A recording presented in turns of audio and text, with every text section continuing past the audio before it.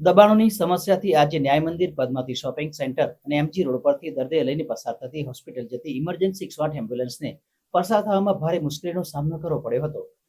Vadodara traffic અને વાહન વ્યવહારથી ધમધમતા ન્યાય મંદિર, કેટી, પદ્માવતી સેન્ટર અને એમજી રોડ પર ટ્રાફિક સમસ્યા અને ગેરકાયદેસર પાર્ક ઓટો રિક્ષાઓ તથા દબાણો માથાના દુખાવા સમાન બની ગયા છે. આ વિસ્તારમાંથી તમામ ઉચ્ચ પોલીસ અધિકારીઓ, પાલિકાના નાના મોટા તમામ પદાધિકારીઓ, મ્યુનિસિપલ કમિશનર સહિત સાંસદ, ધારાસભ્યો વારંવાર પસાર થતા હોવા છતાં કોઈને પણ આ દબાણો દેખાતા નથી. ત્યાં દર્દીને લઈને નીકળેલી ઇમરજન્સી 108ની એમ્બ્યુલન્સ વાન આ દબાણોની ટ્રાફિક વચ્ચે ફસાઈ ગઈ હતી. ઉલ્લેખનીય છે કે ન્યાય મંદિરથી તમામ કોર્ટ દિવાળીપુરા ખાતે ખસેડતા ટ્રાફિક સમસ્યા હળવી થવાની ધારણા ખોટી પડી છે. જ્યારે બીજી બાજુ પદ્માવતી શોપિંગ સેન્ટર અને એમજી રોડ ઉપર બિલાડીના ટોપની જેમ ગેરકાયદેસર દબાણથી ફૂટપાથ દબાઈ ગયો છે.